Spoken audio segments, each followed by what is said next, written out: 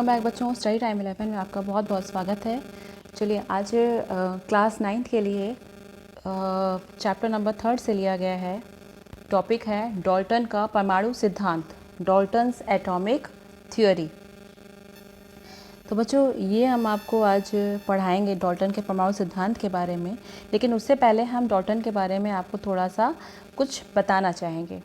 तो बच्चों John Dalton जो थे उनका जन्म 6 सितंबर 1766 को हुआ था इंग्लैंड में। इंग्लैंड के एक गांव इगलस फील्ड में हुआ था। इनका परिवार आर्थिक रूप से बहुत गरीब था। इनके पिता जो थे वो जुलाहा थे।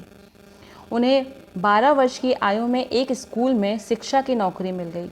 उसके 7 साल पश्चात वह एक स्कूल के प्रिंसिपल बन गए। डाल्टन ने वायु के कई नमूने इंग्लैंड की अलग अलग जगहों से इकट्ठा किया। इन सभी के विश्लेषण उन्होंने किए। फिर उन्हें पता चला कि वायु प्रायः इन्हीं अवयवों से और प्रायः इन्हीं अनुपातों में हर कहीं बनती है।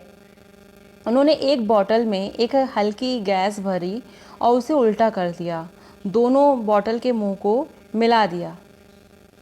ठीक, बोतल में भारी और हल्की गैस अलग अलग नहीं रही, बल्कि कुछ समय पश्चात गैस मिलकर एक हो गई। वो जो हल्की और भारी गैसें थी वो एक समान हो गई, एक साथ मिल गई।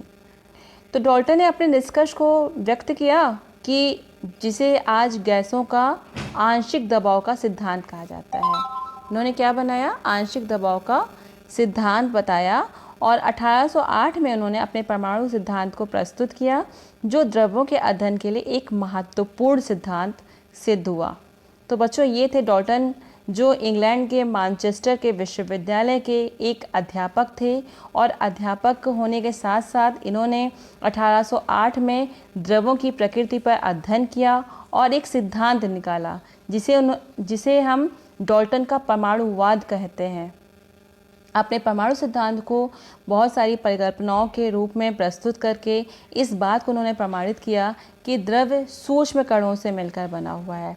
किससे मिलकर बना हुआ है? द्रव सूक्ष्म कणों से मिलकर बना हुआ है। ठीक है, और ये जिसमें सूक्ष्म कणों से मिलकर बना हुआ है, जिसमें द्रव्य के समस्त गुण विद्यमान रहते हैं, जिसमें द्रव्य के समस्त गुण विद्यमान रहते हैं। और उन्होंने इन कणों को रासायनिक अभिक्रिया में भाग लेने वाला अविभाज्य कण बताया। और फिर इन्होंने कहा कि अविभाज्य कण होते हुए इसका नाम उन्होंने रखा क्या? परमाणु। क्या नाम रखा? परमाणु नाम रखा। ठीक, तो डाल्टन ने ही परमाणु का नाम दिया, सीधे सीधे बात हुई। फिर डाल्टन की जो ये परिकल्पना थी, उसी के बेस पर द्रव्य की संरचना, रासायनिक संयोग के नियम और भौतिक और रासायनिक नियमों की व्याख्या की गई। ठीक, तो चलिए हम देखते हैं कि क्या क्या डाल्टन की जो परिकल्पनाएं थी, क्या उन्होंने प्रमाणित किया था। देखिए, पहला तो उन्होंने ये बताया कि तत्व जो है वो अनेक सूक्ष्म कणों से बना होता है, जिन्हें हम परमाणु कहते हैं। ठीक, तत्व जो है वो अनेक सूक्ष्म कणों से मिलकर बना होता है, जिसे हम परमाणु कहते हैं। और एक तत्व के सभी परमाणु आकार और गुणों में समान होते हैं, परंतु भिन्न भिन्न तत्वों के परमाणु भिन्न भिन्न होते हैं। भिन्न भिन्न तत्वों के परमाणु भिन्न भिन्न होते हैं, मतलब एक ही तत्व के सभी परमाणु आकार और गुणों में समान होंगे, लेकिन भिन्न भिन्न तत्व के सभी परमाणु आकार और गुणों में असमान होंगे, भिन्नता होगी उनमें।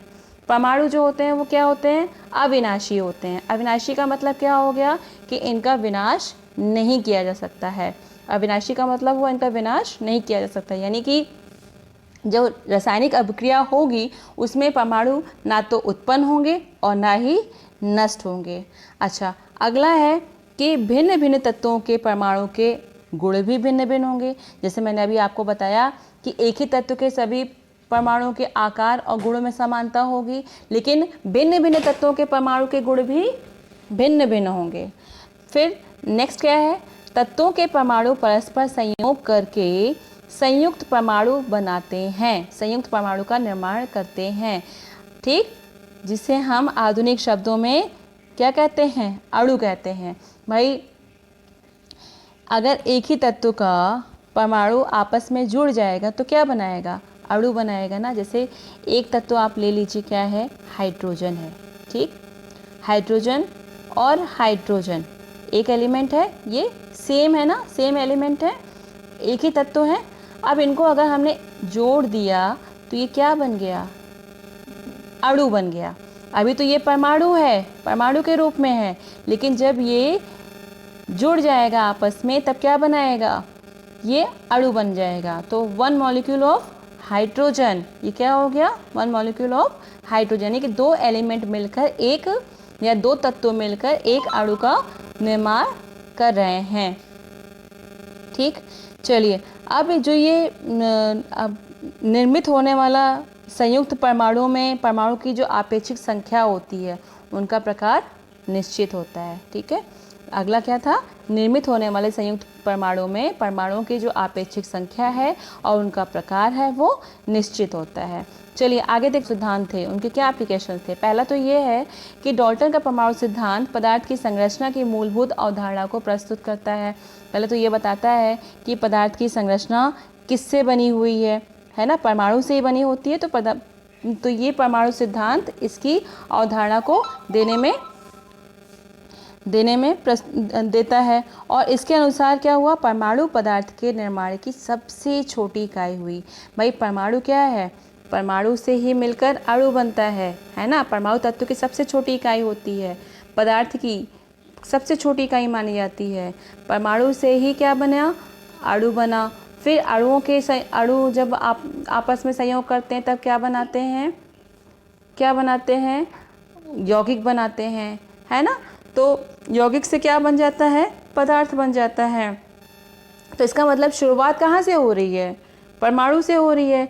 तो इसीलिए इन्होंने क्या कहा? पहला एप्लीकेशन इनका ये था कि ये परमाणु सिद्धांत पदार्थ की संरचना को प्रस्तुत करता है। पदार्थ की संरचना पदार्थ कैसे बना ये प्रमाणित करता है।